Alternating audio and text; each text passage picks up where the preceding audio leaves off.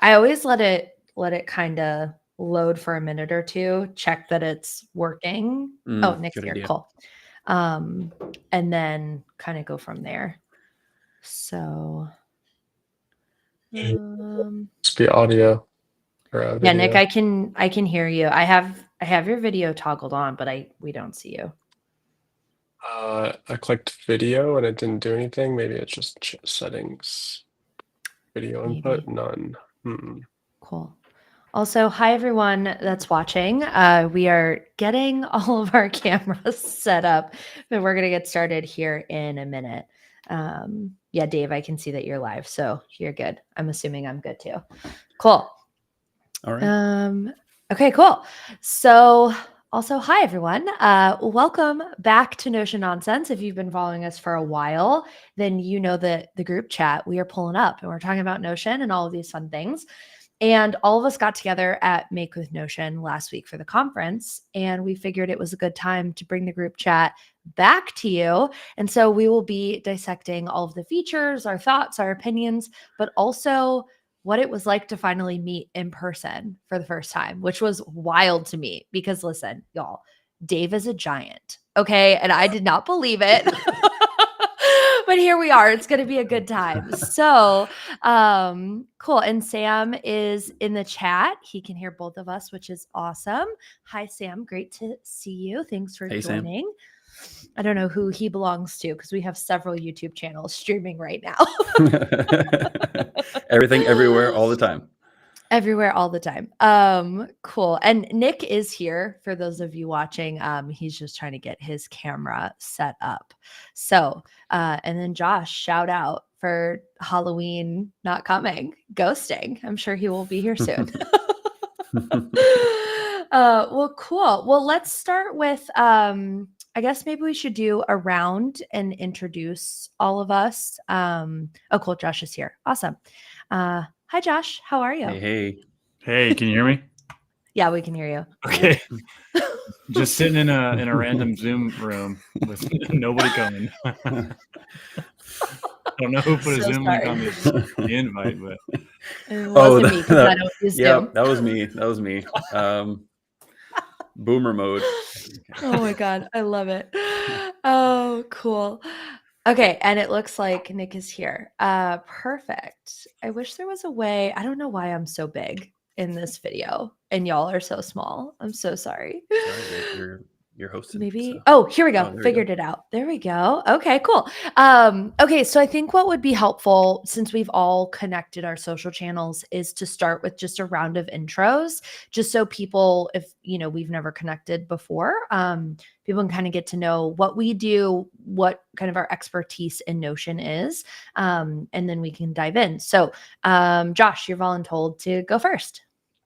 Okay. I was already getting lost. I'm Josh Red. Oh, well, I'm a certified Notion consultant, but we all are. So that goes without saying. And co-founder of a Notion consulting agency called Notion State. And had the pleasure of attending the Make with Notion conference. Oh, man, why'd you have to remind me about that, Nick? Last week, went to the conference, hung out with these guys, and now we're back, and I'm still recovering. Same. I'm hurting. And I came back and immediately went to Tech Week here in Austin. So I'm tired. Nick, do you want to go next? Sure. So yeah, my name's Nick. I run a consulting agency that does a lot of different things, primarily automation, no code, low code, code. I feel like there's more codes coming out, but AI code, whatever. But yeah, like Josh said, certified Notion consultant. Definitely like still feeling the high off the buzz. I think if anyone follows all of us, the sheer amount of like community focus that people have been posting about and stuff seems a little bit like a hype train, but I think that is like one of the things that just made like the week and the event and just like the journey so far, not only like Notion users, but within the ambassador community and even like employees, just the community all around is amazing. So definitely looking forward to unpacking some of the insights and topics, features, and whatnot today. Cool.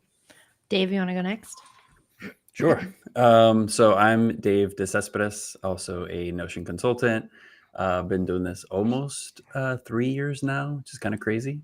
Based in Miami. Also go by Notion Coach on all the socials. And 100% agree with everything Nick said. I think just on a high after the conference, I think seeing a bunch of people that you've been talking to online for years now in person and getting to hang out and in real life, and then also meeting people on like Notion teams and product team and marketing team, and just kind of getting a sense of what everybody's working on top of like, all the new features was just really cool. And excited to unpack Make with Notion. Awesome. And I will bring up the caboose. I'm Sarah. I am the founder of Systems. It's full operations consultancy. I'm trying to not use the word agency anymore because it's just me and my AI assistant. Josh and I have been certified for the same amount of time. So I think it's like 3 years we've been doing it. I think it's interesting because especially when you lean into a tool and, we all have access to beta testing and, are constantly seeing bugs and wishing for new features and things. I think sometimes, at least for me, it's been hard to find excitement in the tool at times. And I think Make with Notion, the conference, was the re-spark that I've needed for a while to be like, and reminded of why I love Notion so much. And it was just like the atmosphere and the people. And frankly, for someone also who has run and managed events for 15 years, I think this was one of the best conferences I've been to in a very long time, just in terms of food and like, y'all, we'll get into it, but like the food quality was astronomically beautiful. It was so good. Wait. Did you like the avocado? What was it? The avocado cookie? I didn't eat that. Where was that? Yeah, for sure. It was like the chocolate brownie avocado cookie. It was actually at lunch. Yeah. Emma was like, I don't know what this is. And I was like, well, I'll get one. And then when I went, there weren't any more. But it was just the attention to detail. I think for y'all, like, watching and listening, Notion branding is very specific. Even like we were able to go to dinner at Notion the night before the conference, and we're all like, we got these tote bags that had these icons, and we're all like, okay, like Notion does everything so strategic, like these have to mean something. But then when you get to the conference and you see, the wood detail and the white branding and, the logos on things, their team did such a good job. So all that to say, we are going to get into it. And if you're not following all of us already, please do so. Smash that subscribe button, smash that follow button. And also to like leave in the chat, we're all kind of streaming across YouTube and LinkedIn and Twitter and things. So if you have questions about any of the new features, you need help, or just want to share general excitement and or ideas for future Notion nonsense conversations, please do not hesitate to drop those in the chat. I'm also going to plug Nick very quickly because he has a formulas workshop coming up. And so if you are struggling with Notion formulas, please come to his workshop, take his programming. He is my go-to formulas guy. So lean on him for you to improve your skills. And Dave, you have a workshop too coming up, right? Don't you? Yeah, forgot about that one. We got a webinar coming up on the 12th. Really all about like Notion consulting, kind of what's changed in the past year. We've ran 2 Notion consulting boot camps, and we're in the process of getting ready for a launch of a self-paced course. So that's on the 12th. If you want to just come in and ask some questions, or if you're curious about Notion consulting, and also want to second the shout out for Nick's course. And as a behind the scenes, I asked Nick a question literally this morning, and in about 30 minutes responded with like a 10-minute Loom video, just breaking something down in as few steps as possible. So formulas guru. So yeah, definitely check that out. I'm now realizing that the webinar I scheduled is on the 13th. So Josh, Sarah, you guys got to do the 11th and the 14th. That way we just have like the full gamut covered for that week. Well, Notion Creator Summit. Yeah, I could definitely. I have a workshop on the 7th, so I guess I could push it back a few days. Yeah, I have a workshop coming up all about kind of what it looks like to maximize a CRM. I get a lot of questions from small business owners who are like, why do I need a CRM? What do I do with it? And I think that there's so much power in creating more of a data center and not just like a place to house emails.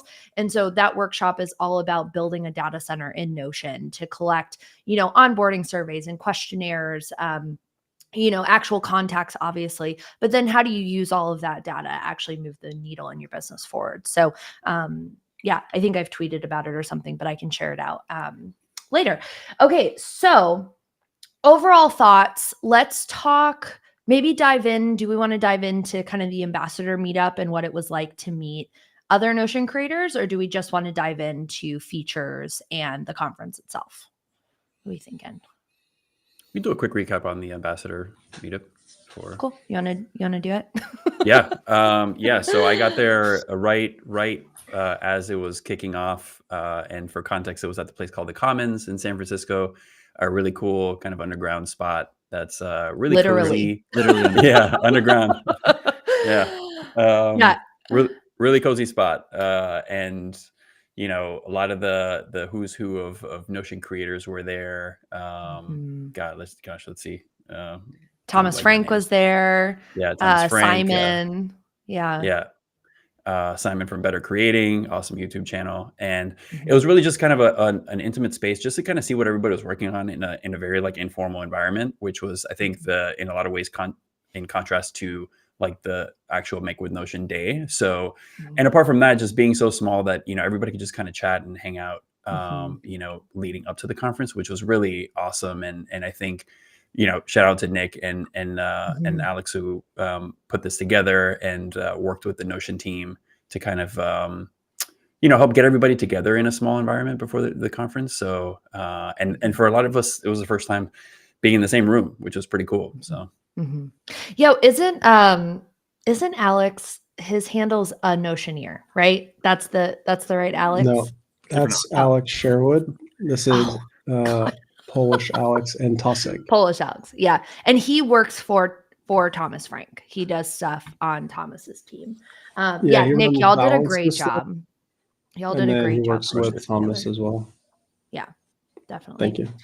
I think in terms of the ambassador meetup, it was cool because it was very much like what I consider the OG group, like all of us that are like overtly active. But I think it was also really fun because I don't necessarily know what people specialize in. Like we actually talked about that, I think that day or the day after, of just like who does what, right? So like Jenny, if y'all know Jenny, Sky Blue Jenny is her handle. She is one of my favorite humans in the whole world. She is an illustrator and a designer. And so she did this whole talk about how to actually brand a Notion account and like pay attention to the icons you use and how to create headers. And it's like, for someone who doesn't build aesthetically on Notion, I was like, I probably needed to take this class. It was so helpful. Also, I am so sorry, y'all, that this light is flashing in the background. So I'm going to turn that off because it's driving me crazy. Yeah, speaking of that, I mean, I think one of the things she talked about was like, or one of the questions that somebody asked her was like, how do you deal with, icons and things like, that's honestly one of the reasons why I don't really pay too much attention to it, because it's like a manual thing every time. And then, of course, we go to the conference and they drop a feature that they're like, JK. Yeah. Hold my beer. Yeah. To that note, as a total side note with the custom icons, I don't know if y'all, maybe this was a feature before and I didn't realize, but with the custom icons, I mass selected a bunch of entries in my goals database yesterday and was able to upload my custom icon to all of the pages. Oh, wow. And because y'all know my branding is like lime green, right? Like it's like I can't just click a circle icon. Like I have to upload it every time. And that to me is like, I don't have to use a template anymore just to add my little logo. You can just mass select and click an icon that you've uploaded. And it's just like, man, what a dream. What a dream. Yeah, they've had the bulk icon updater for a little while. I actually, it's always been available via the API. So early days, I built like a prototype of a bulk icon updating tool, but just didn't like ever launch it because I figured the value wasn't there, but I guess maybe it was worth it. I don't know how long it took Notion to like launch that feature after, probably a couple months, but yeah, it's definitely a cool feature now to see all of the custom icons that people are loading in there. Do we know if you create a template, like does that carry over, or is it just kind of limited to your workspace? I haven't tested that out yet. Oh, I don't know. I'm not sure. I would tested that imagine either. that when you upload the icon, they're just storing it in S3 bucket. So I would think that it would. The issue, well, actually, yeah, it should, because when you upload like your logo to a template and someone downloads it, it's there. So whatever the mechanism they're using for like the security on the image that's stored in the S3 bucket is working today.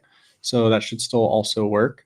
But wouldn't there be a sense where it's like tied to the account, right? Because like you can upload custom icons, but then they kind of get added to your library. So the custom icon would carry over in the duplicate, but I'd be curious, like they'd have it in the pages that you got to them, but could they then easily add them to the library? It wouldn't add it to their account.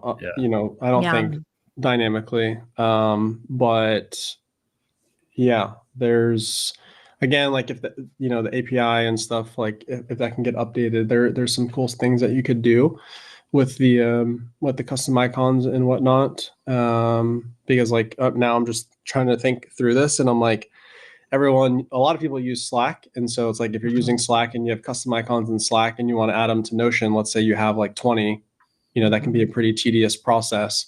So now I'm wondering, if there is an API that we can use eventually within Notion where you could actually like create your custom icon library, you could just like have the two sync with each other, which would be pretty cool. Isn't it possible? I think you even mentioned this, Nick, or maybe it was Ben. Speaking of Ben, he's in the chat. I don't know how to Shout out, respond. Ben. I don't know who Ben. he said something to, but use your microphone. You can use the like a host an image on a HTML or like a web page, right, and use the link. And I don't know why it just crossed my mind, but you could just pull the biggest troll on somebody by selling a template using the HTML or using it as a web image, and then maybe like 6 months later change out the image. Just be like, you've duplicated this too many times. I don't know. I know for a while there was an issue where if you uploaded a custom icon to a page, because the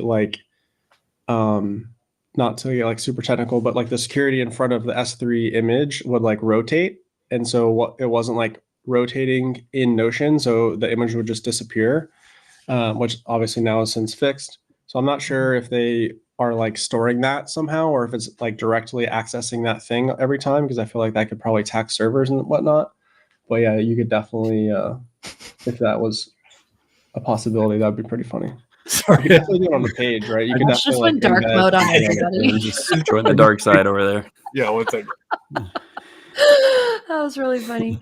Yeah, I think the custom icon release, like obviously, yes, we're going to talk about offline mode. We're going to talk about marketplace. Like those are all fun, but I think the custom icons are just fun. I think that's such a fun release. And that was probably, I think, my favorite out of all of them, given the fact that, like, for those who don't know that are watching, we normally have access to everything before it comes out as beta testers, as ambassadors and consultants.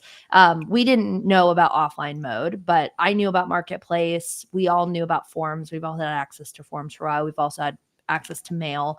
But the custom icon thing, I'm like, man, this is just fun. Like I want to put little GIFs into Notion and make it like my Slack account. So okay, what we have a kind of a question in the chat of how do you use the new formula and automation feature? So I feel like we could probably move on and talk about those. And I think Nick might want to take this one because he's our formula guy. And Dave and I have both already asked him, like, why is this not possible? How do you do this? Yeah, so there's still a lot that can be improved. Obviously, it's a new feature. We've been fortunate enough, at least for me, to be able to beta test it. And during the beta test, there was also still some things that weren't there that are there today. So it's definitely a new, exciting feature that opens up a lot of possibilities, even like thinking through, like, I just, speaking of the videos, like I recorded a video for Sarah to answer a question and then immediately recorded another one thinking like, oh, wait, actually there is maybe a way to do this. So I'm still like trying to think through different like use cases and ways to use it. But I mean, those are two good use cases. So just talking about one of them, basically Dave's question was around parent and child relationships within a database. So if we have a like parent task and a subtask, because they are not, essentially two different databases with relations, and you just want the data to be duplicated. So let's say the parent task is assigned to a project. Well, in theory, every task underneath it would have the same project or the same due date or some kind of similar data. So by being able to use formulas, you're starting to be able to reference properties outside of the, essentially row or the page that you're editing. So when you add a new item as a subtask, you can reference its parent and go and get the different properties in there and then populate that in the subtask. So that's one really cool use case. The other use case, which was from Sarah, was basically how do we update a status property? So in a lot of my building, I would basically get rid of, if it was very like automated and like process oriented, I would just get rid of the status property. And I would make the status property essentially a formula property. So that way, if different things happen, the status would, automatically change. So a really good use case for this that I've built and, even used to this day is I do invoicing through Stripe, and I have an invoices database in Notion. And so I have a status property which does different things. So one, for example, is it basically shows like an X and an error if there's data missing, because in order to send a Stripe invoice, you have to have a person, an email address, a price, all of those things. And then as you add a, sent date, it will change the status to sent. When you add a paid, basically a paid date, which, comes back from Stripe, it will show as paid. And then obviously if the due date is in the past and it hasn't been paid or hasn't been sent, it'll say like immediate action or whatever. So that's what I was previously doing, but now you can just like actually have the status property, and then based off of things changing, whether it's dates that are changing or other properties, actually change the status, which is, great, because you can actually go in and like manually change the status, which previously, if you had a formula, you couldn't do before. And then I think even just from like a consulting standpoint, it's a great way now, because previously when you would create, formulas in client workspaces, they like click on the formula to change the number or change the status, and it would just open up the formula box, and then they would like hit some key on their keyboard and it would break the formula. Whereas now they could actually like click on it and change it. Obviously it could just like immediately change it back depending on how the automation's set up. But those are two really good use cases. Ben dropped in the chat saying, favorite use case is replacing rollups in databases with hard relation assignments. Not 100% sure on what that actually means. Probably like getting a real relation established, rather than just like pulling it Okay, up. so rather than just like pulling in, so rather than having a same, so it's kind of same thing, right? It's like previously you'd click on a rollup and it would just like open up the rollup menu, whereas now it would actually like show the value or show the relation or something like that. So his link one is really interesting too, which if you've ever like built a table where basically you don't know how to title the entry because all of that information is already included, like dates and person, whatever. And then all of a sudden, like you have to write the title and you're just kind of saying the same thing you're already saying in the property using that new ability to auto title it. Yeah, I think that use case is like anytime you have a middle database. So if you think about like properties, right? So you have like a property address, like a house, like a location, and then you're doing like reports or something. Well, the name of the report would have like the title of the property in it, for example. Yeah, so exactly. Yeah, he said it's great for join table naming. Yeah, the definitely a big the area that's probably most exciting is just kind of like talking to a few clients, like debriefing. I think everybody's like super interested in the whole database automation thing because it's like new. The language looks a little bit different from like standard formulas. But I think like zooming out, there's so many use cases where like clients would be like, man, I wish if I have a sub item, it just kind of like carries over all of the properties from the parent item. Or why can't I just start a task that's tied to a project and then update the project status as in progress? Things like that are now possible with these automations that really just kind of like take some time to set up, but are really going to kind of like improve the quality of life where we don't have to spend as much time like in these manual processes. So Yeah, this actually brings up a really interesting, I wonder if it's possible comment. And Nick, this might be homework for you to go beta test. But I wonder, to Dave's point, talking about parent-child, especially with sub items, we all know that, parent items do not take any data from the sub items. And that's a huge pain point for a lot of, at least my clients, that if they have sub items, there's no date added to the parent or to know statuses of things. And so I almost wonder if there's a way to utilize formulas to update parent items based on like maybe the highest status in or like if things are marked complete, like kind of progress, tracking that, and the next upcoming date, so people don't have to rely on keeping everything untoggled in order to actually see data within those sub items. I wonder if that's possible. Yeah, so you could previously do that using formulas, but it got really complicated because it was like a formula that would like go into all the other children and then go into the parents. So you had like a ton of helping properties. What's cool now is, in order, like, rather than having to have a formula that makes a decision based off of some logic and then displays a result, you can have formulas like in the automation. So if you wanted to like have a status property, for example, you can like write a formula that does the calculation, or like progress. So if you want progress, it can just be a number property. Do the formula in the automation, so that way the formula is like kind of extracted from the database. Like, so you don't have a formula's property in the database anymore. It lives in the automation, which is really cool from a consulting standpoint because people won't click on it. They're not going to go in and change stuff, and they can simply go to the actual number property and update it. But yeah, a little hot take from Ben in the chat. Yeah, Ben's very vocal about not loving sub items, and I'm not mad at it at all. I mean, I want to love them. Listen, I was starting my goal, kind of my 2025 goal tracker, which is also shout out me, because I've never set goals before in my life or like for my business at all. I've never set goals. And this year I'm like, there's very specific things I've identified that I want to do. And so I'm like, okay, I'm going to make this goal tracker in Notion. And I started out with sub items by each kind of the theme, right? Newsletter, YouTube, whatever.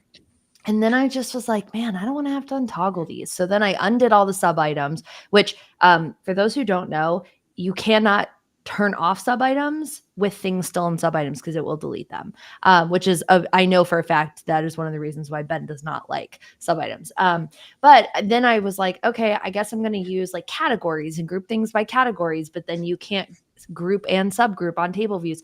Just, I want to love sub items so much. And there's just so much that they need to do first. So even like timeline views, you can't see anything on timeline views. There's no sub items that exist. It's like, why can't I do this? the desired end use, right? Which is like you have this workflow that you're trying to accomplish, and it's supposed to be intuitive. Like this whole sub items, like that sounds great. And like Ben's kind of alluding to, they kind of made some changes and kind of hamstrung it from what it originally was. But now that we're able to do it with, or do some of these kind of desired end states with formula automations, it's a great for being able to accomplish what we're looking for. But hopefully over time, that means that, it's a good signal that it should be created on a more software level in Notion to make that more accessible to the average user and more intuitive, that when you use sub items, it's going to act a certain way, or at least have the controls to make it work the way you expect without having to, get into automations, but then also, know a little bit about formulas. Definitely. Cool. Shall we move on? Just to be mindful do it. about time. Cool. Yeah. Also for those coming in, because shout out to all 90 of you that are watching our first back Notion nonsense. Heyo. See if we can get to If you 100. guys, yeah, we should. Everybody keep retweeting the tweet. Oh, we're at 92 now. Hey, friends.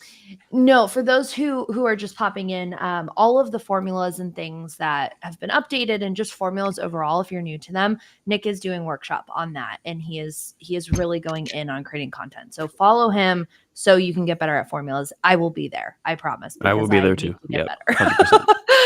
100%. Okay, so I think we can kind of just like brush past offline mode. We don't know what that's going to look like. We don't. Some of us, I think it was Dave and I, we were ideating like, could it be kind of what Arc did with their, what was that? It was like the secondary browser where it only pulled up things that existed on your computer. Like, we wonder if it's just going to be a reader. What are you going to be able to build blocks? None of us know. So I would love to just maybe throw a rumor out there from each of us just to see when it comes out who's right and who was on the money.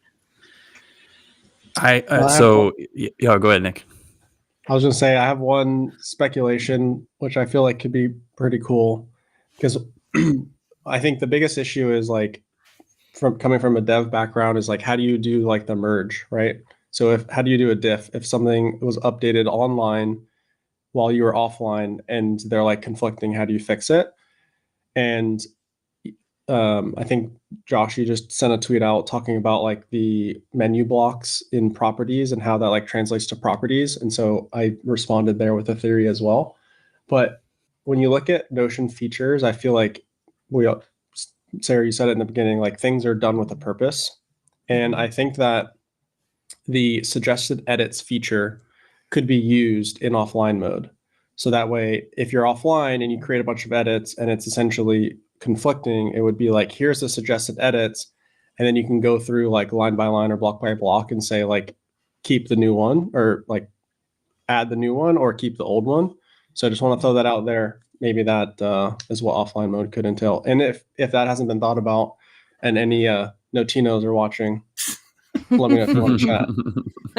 That was really interesting because like Yeah. you had me for a second. Here's my honest thoughts. You had me for a second because the infrastructure feels like it could be good, and like the user experience of like, oh yeah, like let me approve this. But for a 500 person company, let's say you've got 250 of them at an offsite. Who the heck gets those? Who the heck has to approve all of those?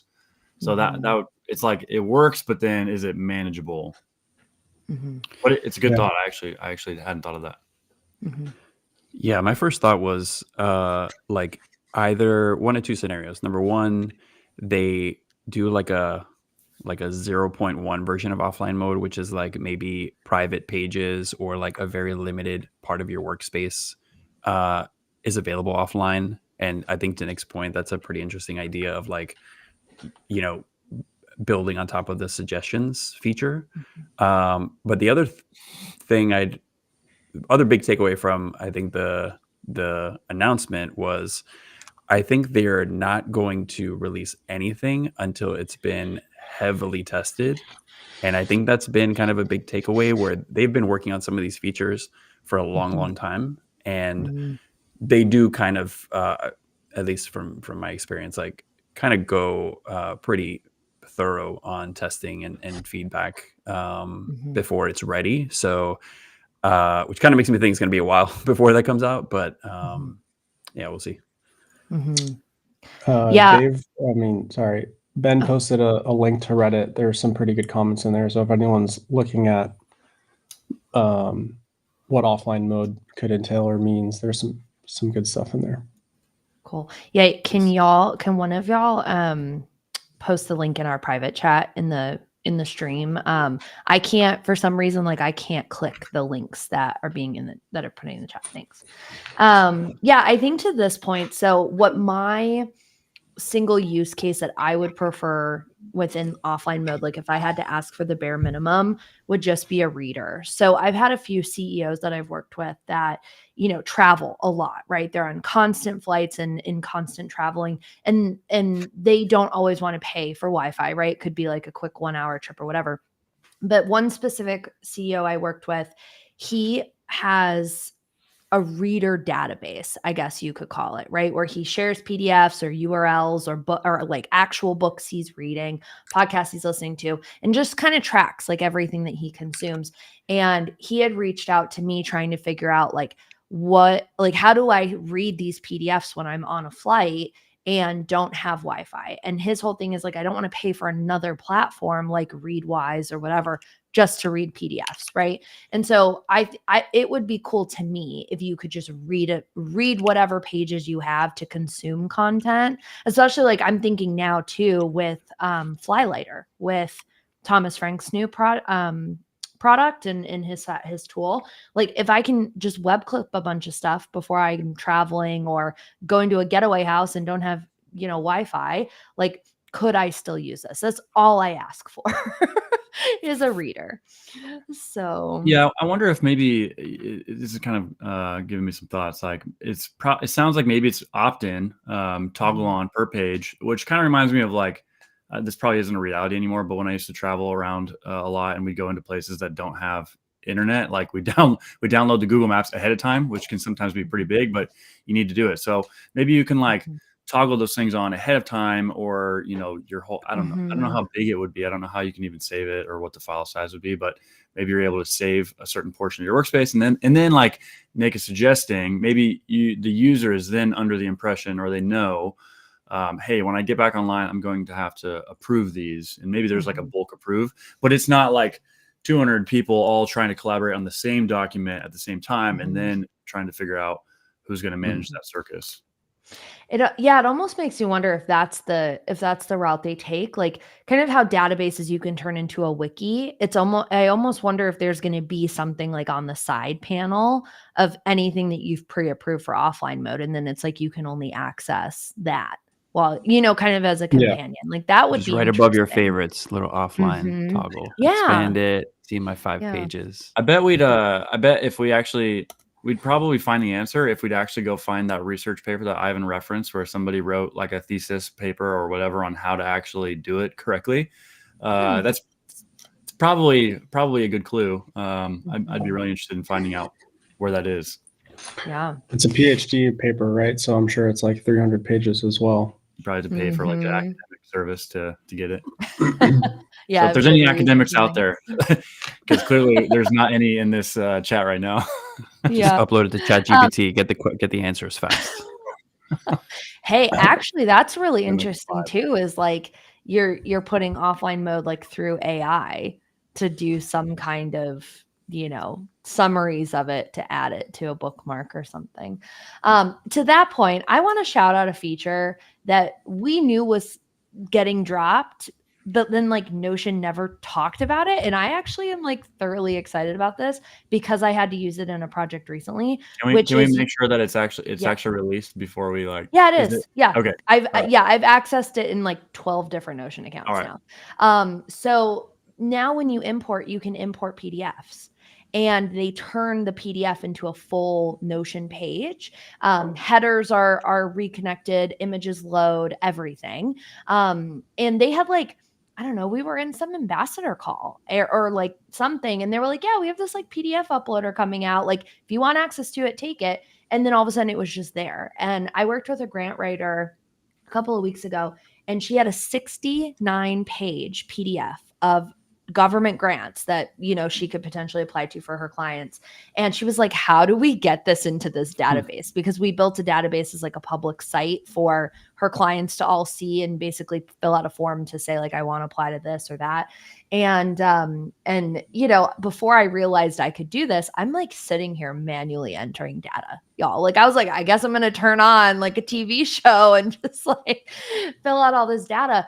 And then I was like, okay, could I do this with Notion AI? So I uploaded the PDF and then turned around and typed into on the page, I typed in, to Notion AI, turn this into a table, which frustrates me about Notion AI, you can only turn things into a table, not a database. So you start with the table and then have to convert it, which is like kind of annoying, but it is what it is.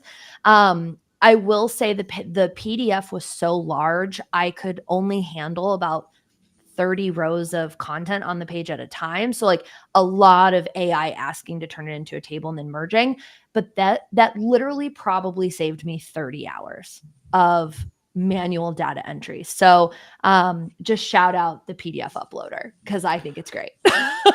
Yeah, no, that's the type of update that I know, for a lot of like creators and freelancers and solopreneurs, like we tend to get into the weeds with like the deep functionality of like databases and automations. But for a lot of teams, they're just like, can I just ask Notion AI what's in this PDF?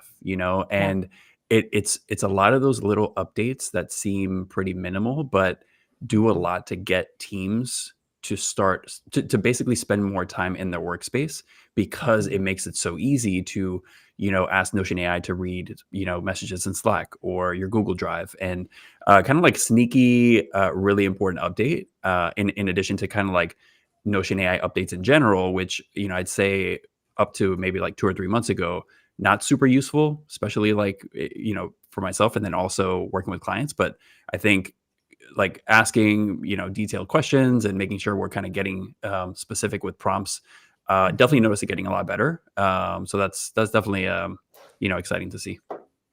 Yeah, definitely. Yeah, I think even like and this wasn't a make with Notion feature, but the ability to do URLs and external links on buttons was huge to my clients. So cool. Okay, so we want to be mindful of time. Also, shout out the fact that we have broken 100 views on our live stream. I'm glad we did it this way. This is so We hit fun. the 200, we all got to start dancing. Okay, so let's To the talk a little sunrise. bit. Let's talk about Marketplace. I think Marketplace is a good way to go. So for those of you who are familiar with the template gallery, Marketplace is just like technically V3 of the template gallery because they did a big overhaul, I think, a year ago.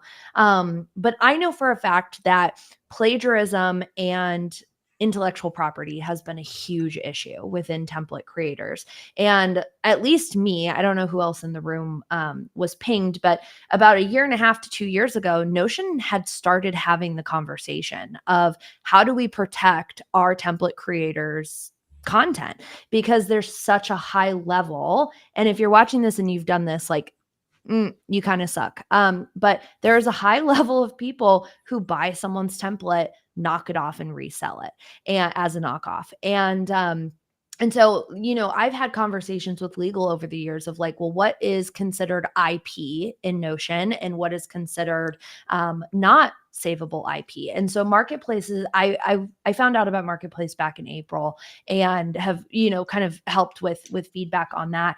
And the biggest thing that I am so excited about Marketplace dropping is the fact that you can lock your templates. And so purchasers now can only duplicate it one time. Then Notion allows for the ability for you to ask for a refund if you purchase a template and it's not what you wanted within 14 days. But then Notion has the ability now with unique IDs of pages, which technically they've already had, but I digress.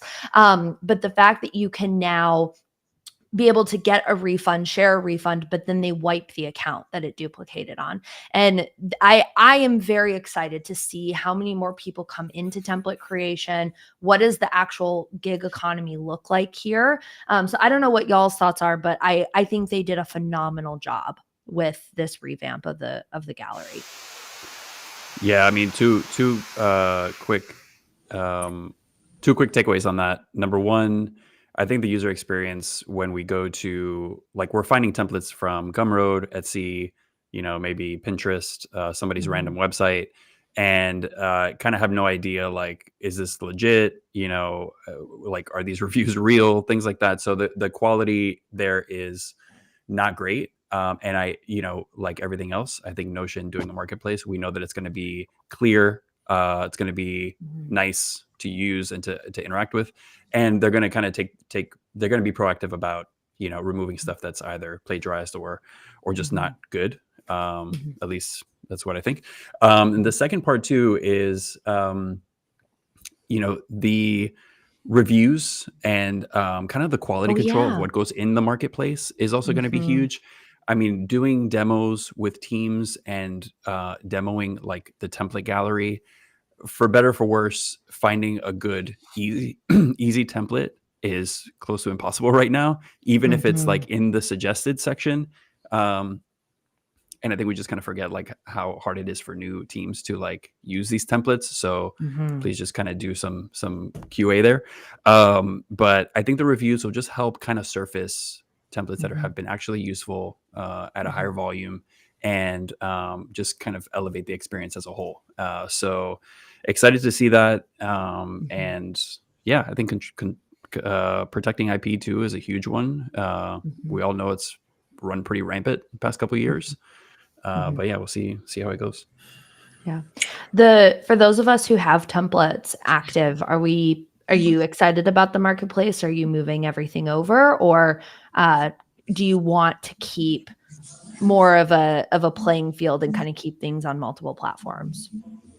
Is anyone on Gumroad? I jumped ship from Gumroad a while ago.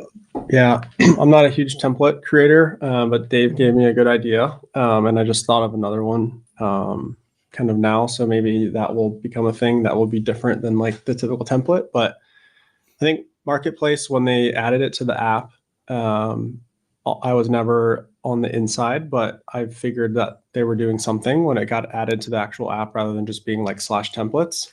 But I wanted to go back to the IP thing, which I think is really interesting because I'm no lawyer by any means, but I believe there was a conversation talking about IP and basically saying that the templates that you create, Notion owns like the servers. So they essentially own the software and the blocks that you're creating. But what you own is like the thought, right? And like kind of the system. So it's pretty interesting because going back to the whole like creating like a fake product after you purchase one, the product itself that you're like changing isn't the like for the creator isn't really the issue, right? That's more of a Notion legal issue. But like the formula or like the system and like the thought process and those things that are not like tangible are actually the like intellectual property that you're stealing from the creator. So even if you take like a concept, right, and you like rebuild it and like rebrand it, the rebuild and rebrand, to the creator isn't actually like the legality thing. It's more of like the thought process.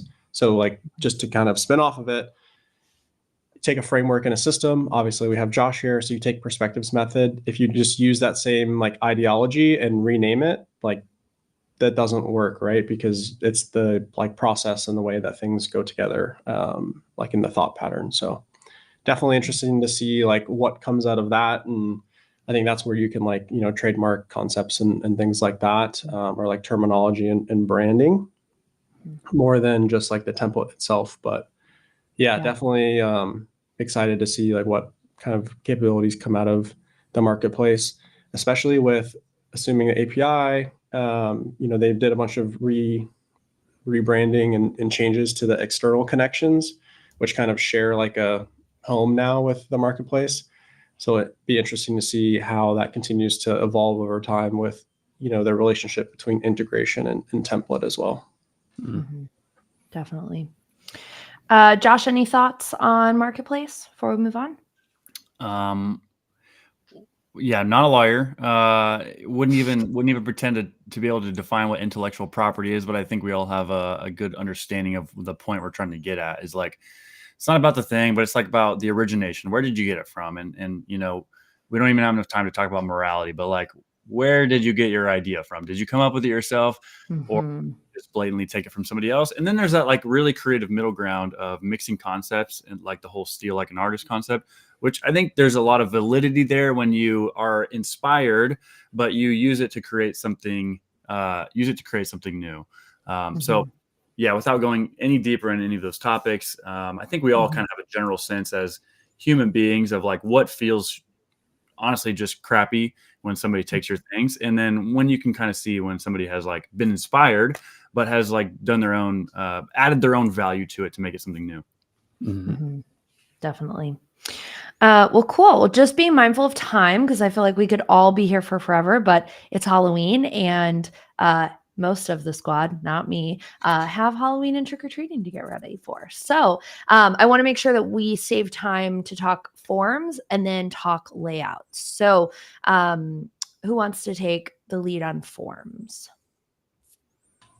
I'll just pop in real quick and say not super bullish right now on forms. I think there's a lot of tools that have been around for a long time that have a lot of different features that are ahead of the game. I hope that curve kind of balances out. So for me right now, not super heavy on forms. I think for like light use cases, like if you've been using Google Forms and stuff, that's not like super powerful. It's great.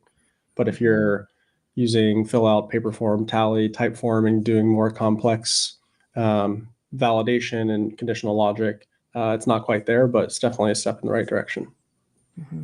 Definitely. Yeah, same. It's definitely a good start. And I think for a lot of teams that would like form functionality, but really haven't gone down the tally or like type form rabbit hole, just using for internal purposes, it definitely kind of gets a job done for a lot of those use cases. And it is a 1.0. So another super interesting thing is like forms coupled with database automations and like how you can trigger other actions and have that do that in a pretty manageable way. I think for teams that are not super users, should be pretty cool. I think the interesting door that's opening up with forms is the ability to add data to a database that you don't have access to, and it's from the mindset of data collection. So you can collect data that way. You can't necessarily view data with that same concept in mind, but the ability to share forms out and somebody does not have to have access to that database to add data to it, I think is a kind of an under the surface feature that can really be utilized. Definitely. Yeah, looking at that, being able to see the data though. For sure. Yeah, for sure. Cool. Yeah. I mean, I think the biggest thing I'm trying to figure out now that clients' accounts have forms is, do we go half in, half out? Do we move some and keep some over here or leave them here? And it's been an interesting response from clients to be like, yeah, let's test out Notion forms and like move what we can. But I also see kind of the operational chaos behind that. And so I've really been trying to take things with a grain of salt to be like, look, do you really want 2 separate form locations? Like what does that strategy look like? Because most of the clients, need the ability to do conditional logic or do, hidden question. I guess that's technically conditional logic. But like hide specific things or create multiple pages on their forms or whatever. So well, cool. I'm excited about forms. I think that they're fun for quick little one-off things and you can really utilize it. But my wish is that we could use relational data on public forms. That's my only thing because it makes it a little hard to connect content. And that was something I haven't been able to master using database formulas is kind of how do you kind of combine if there's 2 line items with the same company name, how could we kind of combine the data? So there's only 1 line item, right? So all to be said, okay, let's talk layouts before we call it for the day. And just one last shout out for everybody watching. Thank you so much for joining our chat. If you have not liked, rate, reviewed, subscribed, give us a thumbs up, smash that follow button, send us money through Buy Me a Coffee, whatever our little links are these days. Please do so. We love getting together and having these conversations, and I'm really glad that they are back. So the other piece of that too is if you have ideas, things you want us to talk about, please don't hesitate to send us a DM, drop us a comment, and let us know. Special shout out to Ben Borowski as well for being top commenter and keeping us all honest. Thank you. We see you in the chat. Top commenter award for sure. And to Ben's question in the chat, just really fast about relational data. So if you push a form public, but not obviously like let's say like I want a client to fill out a form and I want to kind of like auto connect it on the back end. You can't have a published form and be able to access that relational data. And that's where I think James, I'm like, Nick James, what's your first name? I'm praying, y'all. I need coffee. No, and that's what Nick was talking about earlier with kind of a workaround for that. So maybe that's something, that can be figured out with forms too. Okay, who wants to take layouts? Dave, you want to take layouts? Sure. I think this is one of those updates that is great for teams and for creators, like of templates and resources, because I think it just gives you more control over what you're showing. And I think, for a lot of us where we're exploring formulas and connecting databases together, a lot of this stuff you just don't need to see in a database page. It might live in one table view somewhere else in the workspace, but it's not something that prior to this, it was like show all or hide some, and that was it. So just the ability to kind of have that sidebar where you can curate properties into toggles is really cool. I think the area that I'm exploring is when we expand related databases. Like if you have a project page and you want to expand, maybe you're showing a task board. How to do that, there's still some limitations there in terms of how you can show these databases. And I think in a lot of cases, it's still helpful to just have a linked view of a database where you just can control exactly where that lives. I think Josh also brought up the idea of like, it'd be great if we could just put these blocks anywhere, and just have full control. So it'd be interesting to see if it goes that route. But yeah, it's a pretty cool update. I have high hopes that this is definitely version 1, and many more things are to come after this. It almost feels like it feels like the same kind of concept as like the block concept, which is what really made Notion kind of unique. And now we're kind of getting like the next level of that, which we can apply across, many different pages and organize them the same way. And there's so much possibility here that I think this is like one of this is the feature that gets me most excited. And I'm excited to see where it goes. Like, it's really cool now, but I can see that it's just like, there's so much more to be added. Yeah. Yeah. I feel like such a newbie with layouts because I've wanted to test them with a few builds I've done recently. And like, obviously, those accounts haven't had access. And, so I'm like, oh, what, I feel like I haven't totally dived into layouts like I could. And I'm most excited about them because I have a design background. And so for me, this kind of brings a little bit back to web design to lay things out the way that they're needed. But I also wonder, what level of work does that add to us, right? Like with clients wanting custom layouts, do you start charging a design fee now for Notion? Do you, on top of just like a universal icon list or whatever, what does that look like in terms of pricing for Notion consultants too, adding in all of these additional tools and features? So I'm curious if anybody has any thoughts on that? Because I'm not. I probably won't charge separately. No, I think step one is just acclimating teams to and I think it always starts with like what is the pain point. Usually it's we have too many properties that we have to see, and it's hard to kind of get what information we're looking for. And I think just like working backward from there to think through, okay, how can we group these properties into categories that make sense? And how do we apply that thinking throughout the workspace so that we have some level of consistency across different databases so that, we don't have one database page that's just everything and then another one that has like 8 different toggles in the sidebar. Yeah. So I think that's kind of like the phase we're at now. But in terms of what it changes for scope, I don't see it changing much just because I think I think once we have like a system, it's, okay, applying that to every database. Yeah. I think it'd be really cool if like eventually in layouts, you could like forcibly truly hide properties, right? Like I built a time zone converter for somebody a long time ago. And it's like those random formulas, the 4 that you need to make the one thing work. It's like, it sucks that they, are still there. Like that would be really cool for like a V2 to only, the workspace owner or something could see hidden properties. I think it'd be fun. I think the valuable thing there, which would be interesting with the way that relation databases work, is like if you can change who has access to a property. Also like row level security would be amazing in databases if any Notinos are watching this. I think that's the next feature that needs to be leaked plus minus offline. But to your point, Sarah, I would challenge that one. using variables and formulas, you can bypass a lot of the additional helping properties that you would typically need. Right. Two, this idea, I just messaged WooStep this feedback, which is the idea of like extracting the formula property itself and like putting it in automation. So that way it's like tucked away and hidden, and people kind of never see it unless you need to like go in and edit it. Another thing with layouts is, I'm not sure, I don't know if anyone knows the answer to this, but you know, like when you create a layout and then you like go to save it and it says like save for all pages, Mm-hmm. is the other option to just save it for that one page? I think it's database universal.